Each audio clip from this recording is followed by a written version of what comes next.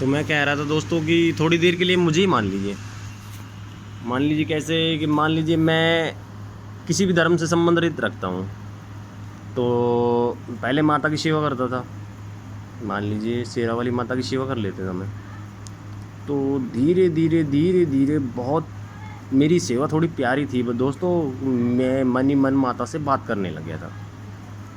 तो उन्होंने एक दिन ऐसा चमत्कार किया कि मेरे अंदर की जो शक्ति है वो जगी।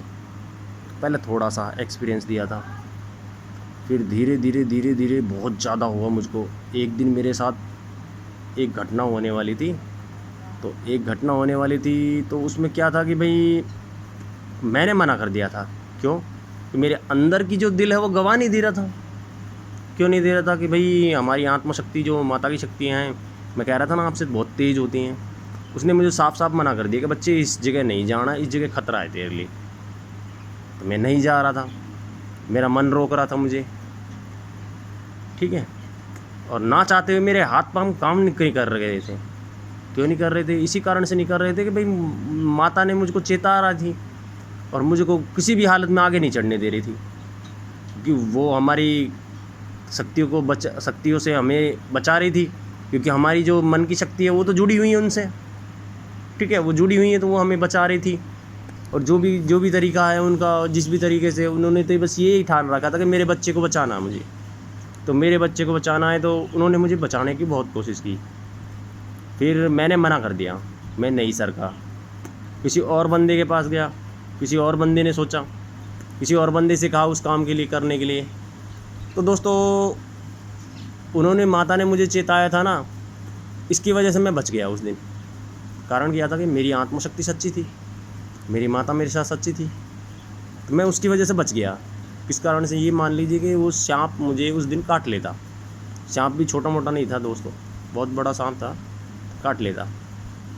और जो बंदा उस समय गया उसकी लिखी नहीं थी दोस्तों, उसकी लिखी नहीं थी, तो वो भी बच गया। तो फिलहाल मुझको माता ने चेता दिया उस समय के लिए, मुझे मेरी आत्मशक्ति को बहुत तगड़ा रोक लिया। मेरे हाथ पैर काम नहीं करने दे रहे, मेरे मन से अंदर से दुआ नहीं जा रही और दया नहीं जा रही। जो भी कुछ था मेरे अंदर बाहर से वो निकल ही नहीं रहा। तो फिर बताइए मैं आगे कहाँ से जाऊँ? ठीक है, ये तो हो गई मेरी आत्मशक्ति, ठीक है। अब मान लीजिए वो होगी साधु शक्ति। साधु शक्ति क्या होती है उसके बारे में इसी रूप में दे देता हूँ, इसी रूप में हिंट, ठीक है।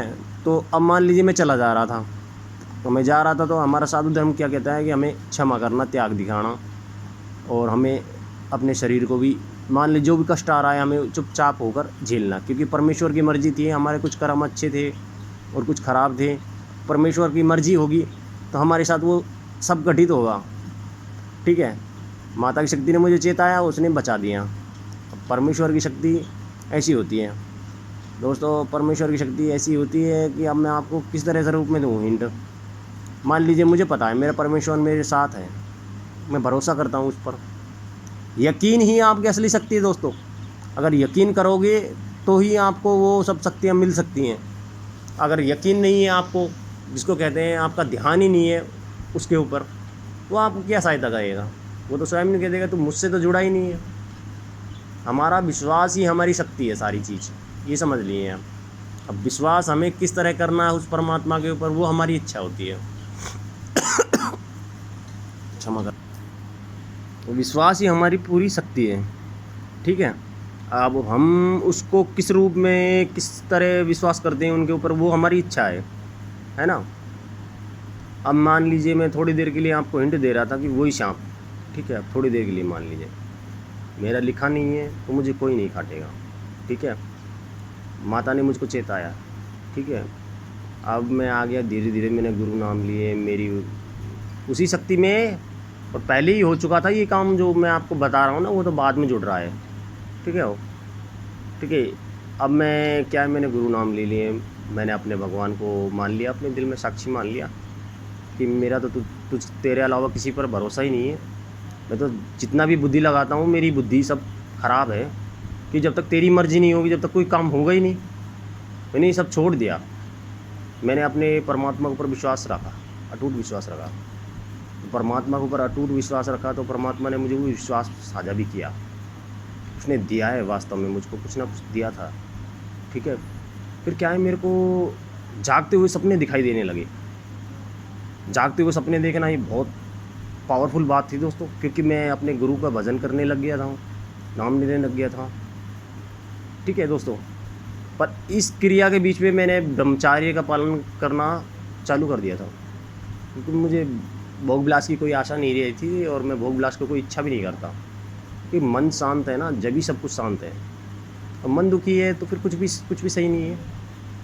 ठीक है दोस्तों, उस समय मैंने अपने मन को शांत रखा, बिल्कुल शांत रखा, और आज भी ये रखता हूँ, क्योंकि मेरे को कोई चाहत ही नहीं है। क्योंकि मैंने वो सब देख लिया और एहसास कर लिया मैंने कि अब कुछ नहीं है जीवन में।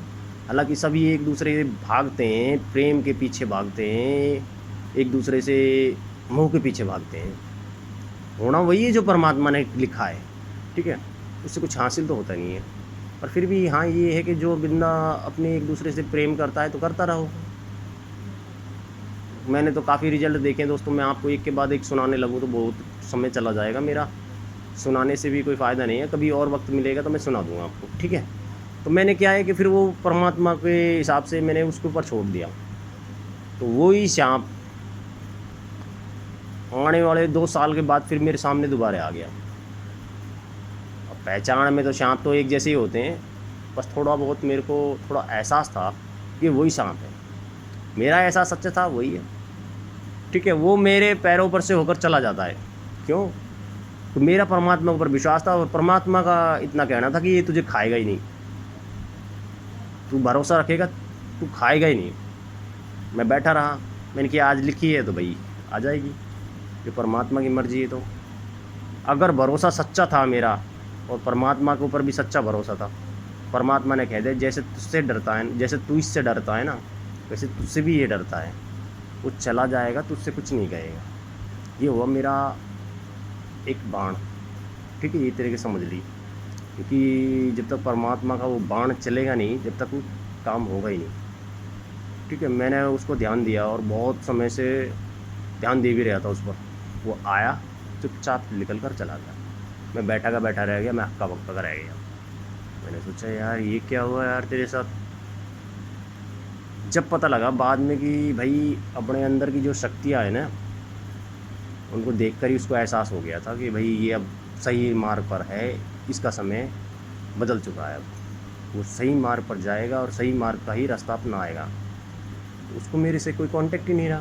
वही साधु धर्म आ गया, मैंने वो दया त्याग वो सब चीज़ चालू कर दिया था। तो मेरे अंदर की आत्मा में वो परमात्मा का वो शस्त्र था।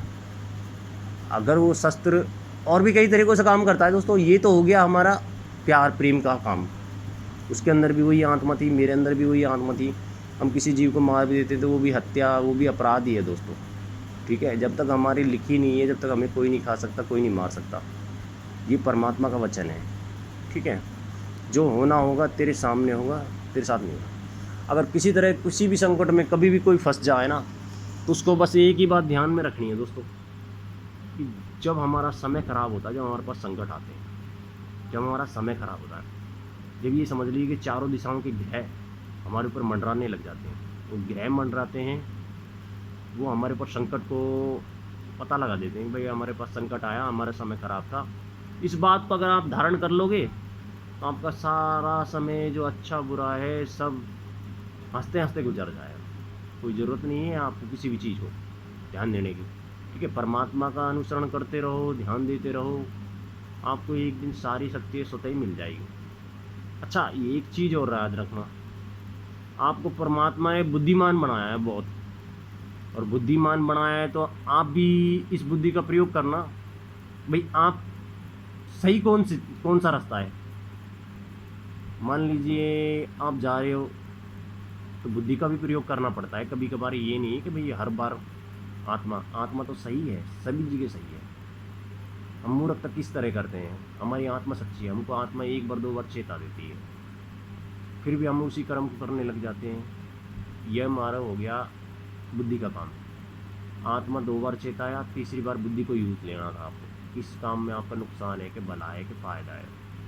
ये बुद्धि का काम होता है दोस्तों। दोनों चीज़ों को अलग अलग तरीके से करने से और दोनों चीज़ों को अलग अलग ढंग से ही काम करने से सही रहता है। मान लीजिए मुझे पता है कि इस बाल्टी में पानी 20 लीटर आता है थोड़ी देर के लिए, ठीक है।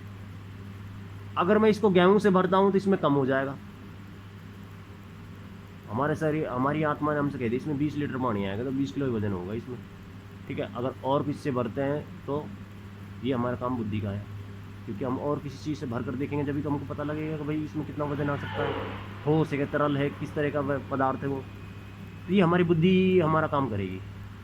इसमें आत्मा का तो पता है और हमको भी पता है कि आत्मा उसी चीज़ के बारे में डिसीजन दे रही है, आत्मा को जिस चीज़ के बारे में पता है, ठीक है।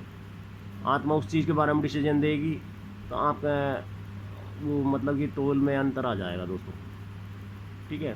क्योंकि कहीं जगह बुद्धि काम करनी पड़ती है, कहीं जगह आत्मा काम करनी पड़ती है। हाँ, तुम निस्वार्थ भाव से किसी और की भी सेवा करते हो ना दोस्तों, तो आपकी आत्मशक्ति ही बढ़ती है। अगर आप बढ़ाना भी चाहोगे ना तो वही बस एक कारण है, निस्वार्थ भावना से किसी की भी पूजा करो, ठीक है। हमारे अंदर तामसिक गुण जल्दी आ जाते हैं और क्या कहते हैं सात्विक गुण और सत्य गुण बहुत देरी से आते हैं। तो तामसिक गुणों को हमें चारों तरफ से घेर रखा है, जिसे कहते हैं ना कलयुग का पहरा है।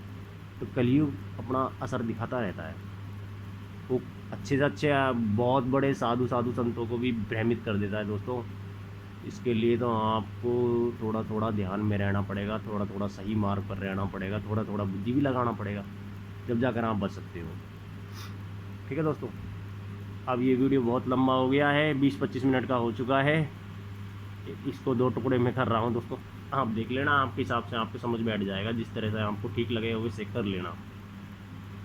और दोस्तों मैंने एक चैनल बनाया था ताकि किसी को भाई को कोई शिकायत हो। आज भी दोस्तों ऐसे लोग हैं बेचारे बहुत सीधे होते हैं, तो फंस जाते हैं एक दूसरे के जालों में, पैसे काट देते हैं एक दूसरे के जालों में, चक्कर में फंस जाते हैं। मेरी कोई ऐसी श्रद्धा नहीं है किसी के साथ, मैं तो ये है कि जब मेरा काम यही है कि मैं एक दूसरे के साथ ज्ञान का साझा कर दूँ बस। मेरा ऐसा कोई सिस्टम नहीं है कि भाई मैं किसी को भाई 5 दोस्तों को शेयर करवाने के बाद आपसे क्या हूँ कि भाई आप मुझे लाइक करो, फॉलो करो। मेरा कोई ये ऐसा मैटर नहीं है। मेरे जीवन का एक ही उद्देश्य था कि मैं किसी को अपने ज्ञान को बांट कर चला जाऊँ। मान लीजिए मेरी कब लिखी है कब नहीं लिखी, मेरा ज्ञान अधूरा ही रह जाएगा, मेरे ज्ञान की कोई वैल्यू नहीं रहेगी। मेरा ज्ञान जितना था मेरे पास मैं बांटता रहा और आगे आगे बांटता रहूँगा जितना आता रहेगा सामने सामने। जिस तरह भी 2 दिन में 1 दिन में जिस तरह भी मैं वीडियो डालता हूँ तो मैं सभी में आपको ज्ञान के थ्रू बात बताता रहूँगा, और आपको समझ में आ जाता है तो बहुत अच्छी बात है, नहीं आता तो फिर एक बार उसी ज्ञान को रिपीट कर लेना, आपके आराम से समझ में आ जाएगा। और रिपीट के लिए आपको फिर वापस उसी चीज़ पे जाना पड़ेगा, क्योंकि इंस्टाग्राम में और फेसबुक में तो स्टोरी 1 दिन के लिए रहती है, उसके बाद फ्लॉप हो जाती है। और दूसरी बात, इसके लिए ही आपको यूट्यूब पर जाना पड़ेगा। यूट्यूब का चैनल का नाम तो यही रखा था मैंने सोच समझ कर कि भाई सत्य ज्ञान की ओर एक कदम नया, ठीक है। दूसरी बात ये और रख दिया, अब मैंने उसमें थोड़ा सा और जोड़ दिया, एक गजब का ज्ञान, ठीक है। दोनों उसी से ही संबंधित हैं, सत्य ज्ञान की और एक कदम दिनेश कुमार, और एक गजब का ज्ञान, एक और गजब का ज्ञान, दोनों उसी से संबंधित है दोस्तों, है ना। अब आप देख लेना आपके हिसाब से जो सा आपको ठीक लगा वैसा कर लेना। वैसे दोनों स्टोरी या टुकड़ों में डालनी पड़ेंगी मेरे को, क्योंकि वो 10 मिनट की हो चुकी है, ये 13 मिनट की हो चुकी है। थैंक यू दोस्तों, लाइक और शेयर करते रहो, एक दूसरे से सीखते रहो, नया नया ज्ञान मिलेगा, आपको भी मिलेगा, मुझे भी मिलेगा, मुझे बताते रहना। वैसे नहीं तो यार एक्सेप्ट में लिख दिया करो, मैसेज में लिख दिया करो कि आपको कुछ अच्छा सीखने को मिला कि नहीं मिला, कुछ फ़ायदा हुआ कि नहीं हुआ। आपको दोनों धर्म बता दिए मैंने, दोनों धर्मों की शक्ति होती हैं, बड़ी तेज़ होती हैं। अच्छा, इसी धर्म में और भी कई बातें हैं पर उनको एक ही वीडियो में शो नहीं कर पाया, आप देख लेना आपके हिसाब से, ठीक है दोस्तों। धन्यवाद। आप मुझसे बड़े हो, मैं तो आपका बच्चा ही हूँ।